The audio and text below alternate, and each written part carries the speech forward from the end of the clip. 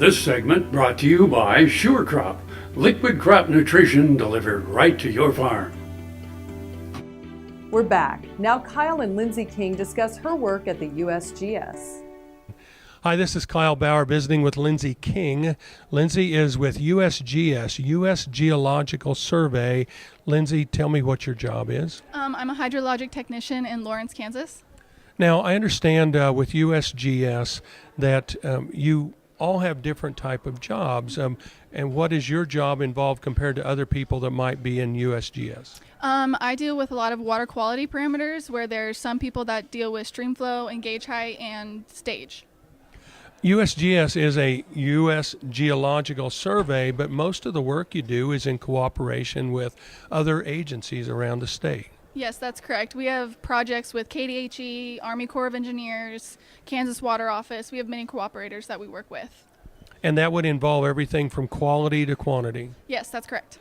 Most of your programs are fairly long-term? Yeah, it depends. It varies between 1 to 5, maybe 10 years. And that would be for the purpose of gathering data for making decisions on different issues? Yeah, because some projects we can't just get a year's worth of data and make a decision. We need to be able to have more data to make a decision or help the people out figuring out what they can do to prevent or help the water in Kansas.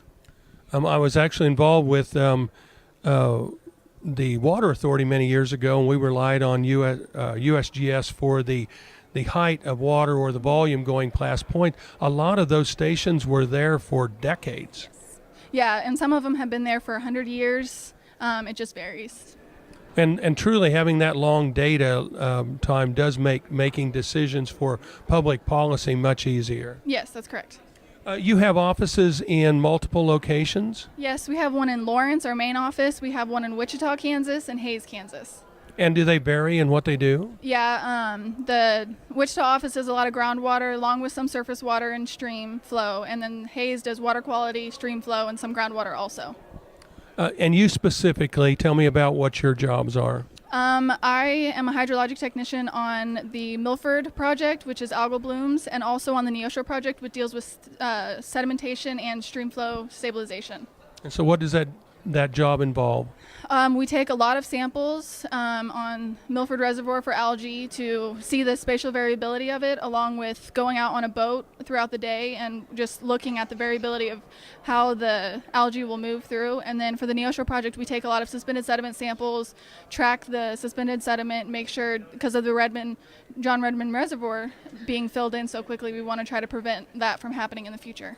So imagine on those, your cooperators might be KDHE, Kansas Department of Health and Environment, and the Water Office? Yeah.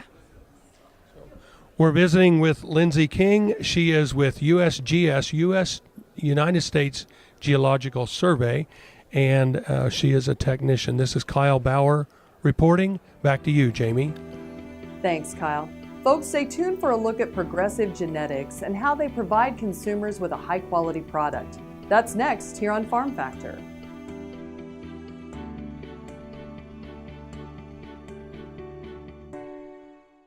Grain sorghum is one of the most important cereal crops worldwide, and Kansas leads the nation in its production. Over the years, sorghum has been either exported, used in animal feed domestically, or for other industrial uses.